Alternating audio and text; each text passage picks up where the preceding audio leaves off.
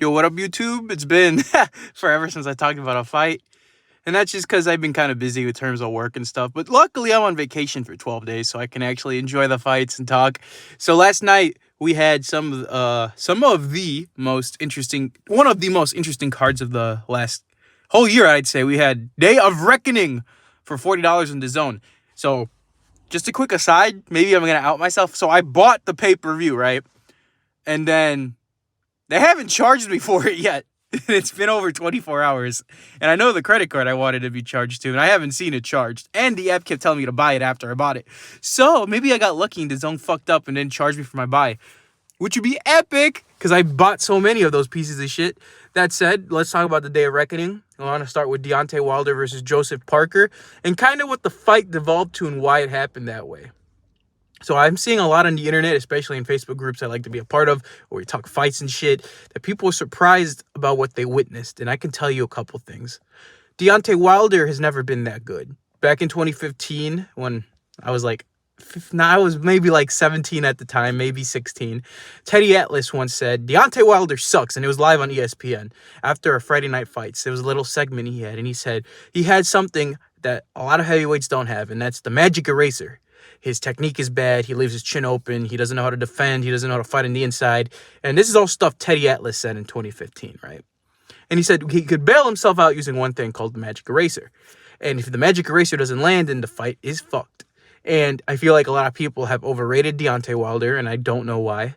I've never thought he was that. I've never rated him highly. Therefore, if you guys know the channel, I don't rate a lot of Premier Boxing Champion fighters really highly either. I've had a lot of gripes with Tank Davis. I've had a lot of gripes with Errol Spence and Deontay Wilder. And it's not because they're not good people. I think Deontay and Spence, maybe Tank is a piece of shit, have been relatively okay human beings. I don't hate them. I just strongly dislike how much their fans overpraise their limited skills. And their limited skills are very obvious to someone who understands the sport of boxing. So, going back to the point, Deontay Wilder has also been coming off of 2 years of inactivity, and his last fight only lasted 60 seconds after knocking out Robert Helenius, who was his sparring partner. So, I mean, like, there's already kind of questions of what the fuck was going on there. So, Wilder has 2 years out, had fought 60 seconds, and prior to that, he got his ass beat and knocked out twice by Tyson Fury. What did you guys expect? Joseph Parker, granted, has fought 4 times this year. Granted, one of those was an ass beating by Joe Joyce. But people failed to realize that Joe Joyce, it's called the Juggernaut for a reason. Sure, he lost to Zhang twice, but Joe Joyce, stylistically, is a nightmare for someone like Joe Parker. Joe Parker likes to sit back, chill, get his punches, get his licks in, and stay on the outside to mid-range and not come sometimes outside fighter to mid-range fighter where he can front the power. Joyce, White, Del Boy, these are even Anthony Joshua are types of fighters that have given Parker real big issues. And if you really analyze it, what does White, Del Boy, AJ, and Joyce all have in common? Well, they throw punches in bunches. What does Deontay Wilder not do? Throw punches in bunches. People fail to realize Joseph Parker struggles with pressure fighters and good pressure fighters, because Joe Joyce is not a shitty pressure fighter as much as Zhang is just another level, man. And Dillian White is not a shitty pressure fighter. You could argue Parker was fighting this guy when he was roided up too. And that's not a diss to, he popped. This is before he popped for Povetkin, before he popped for another one. So he's a pressure fighter, throws punches in bunches. That gave Parker lots of issues. Same thing with Del Boy. Del Boy in part 1 especially dropped Parker because of pressure. And he arguably should have won the first fight. That's why there was a second fight where Parker looked way better. My point is, in this fight, Deontay doesn't throw pressure. He doesn't throw lots of punches. He waits and sits on that right hand. If that right hand never comes, what happens? You lose the fight. And to make it even worse, Joe Parker is the type of fighter who, if isn't pressured, won't tire because he's fighting the whole fight at his pace. He's sitting there and picking his shots and landing. And essentially, 2 things were true. Ring rust is real for Deontay. His timing was shit because he hadn't fought in 2 years. But his style wasn't correct for him to beat Joe Parker. Joe Parker, because of Deontay's style, never tired and was able to think about his shots.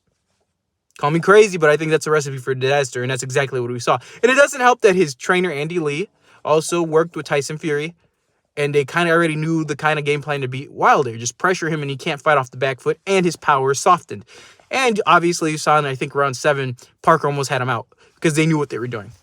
Now, I want to switch gears to the other heavyweight championship of the world. Well, not a former unified heavyweight champion of the world, Anthony Joshua, massively disrespected by the boxing community, and that makes me mad because he's such a good fighter. Maybe it's because I'm an unbiased American who can actually see it. He's lost to Alexander Usyk twice, which is no shame. We're talking Usyk here, some of the best cruiserweight probably of this generation, arguably about to beat Tyson Fury, become the best heavyweight of this generation, so no shame in losing to him. Lost to Ruiz once by being dumb and trying to go for the kill like a dumbass without being careful. Came back from that, beat Ruiz. So he only has really lost to two men. One of which he avenged the loss, and the other one who's just an all-time great, and he's going into the Hall of Fame.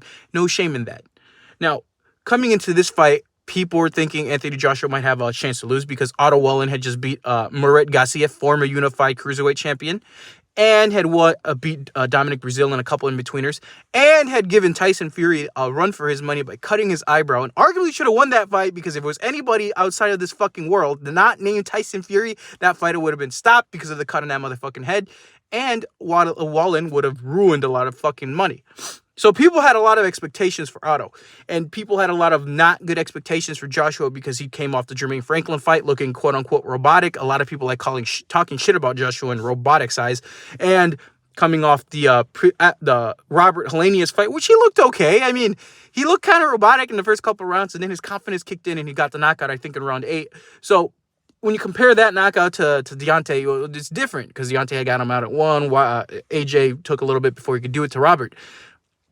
Now, coming into this fight, there's a lot of questions. It was only a 6-week preparation. He left Derek James. He was with Ben Davison. So there's like, what the fuck is Anthony Joshua thinking and or doing? Let me tell you 2 things. Ben Davison's a great trainer. If I'm not mistaken, he also trains Lee Wood. That man knows what he's doing. You guys see Lee Wood, that motherfucker? He knows how to fight. You see that motherfucker? He's won a championship, avenged the loss, avenged the knockout. You don't think he can do the same thing with AJ? People talk a lot of shit, or people hype a lot of shit about Derek James up because he had Spence, he had Charlo, he had fucking Ryan Garcia. I don't think he's Frank Martin. I don't think he's that good of a trainer in terms of that. I think he's just gotten the right matchmaking for the right type of guys. Again, a lot of his Premier Boxing champion guys have been handpicked. I stick to that. So I don't ever think him and AJ were really a good mix. But Ben Davison, great mix. He also former trainer of Tyson Fury before he left him to go with Sugar Hill. So thinking about it, in this fight, what did we see? We saw something. We saw Anthony Joshua come back to be vintage AJ. Vintage AJ came out, jabbed, had a nice little step aside, fucking rocked him with the right hand, and the fight was over, bro. And within, like, the first round, Wallin's face was all fucked up, and his nose definitely was broken.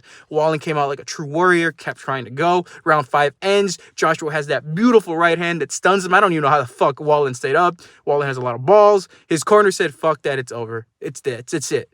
So what does this, the day of reckoning, what does it tell me? 2 things. 1, Wilder's always been overrated, and I've known that. 2, Anthony Joshua's been overhated on, but I've known that. More importantly, it tells me something about Tyson Fury, the quote-unquote best heavyweight in the world.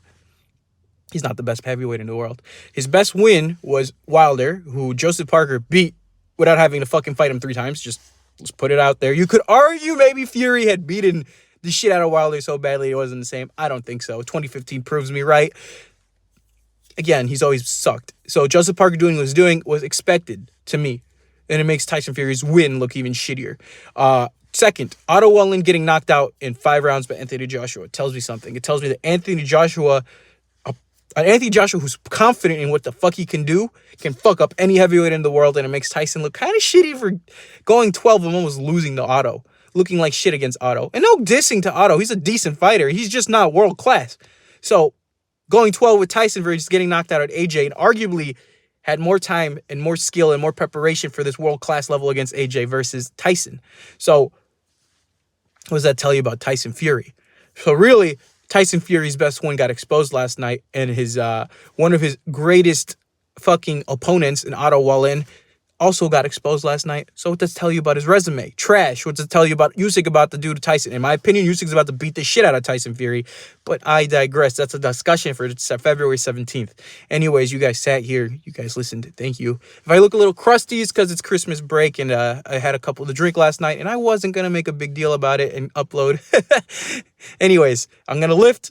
Now, you guys been seeing the lifting going good. I've been kind of MIA for everything since couple weeks. It's just been busy. So this is going to go up. Subscribe. Don't forget to love the videos. Stay for the lifting, stay for the boxing. It's all we talk about here. Peace.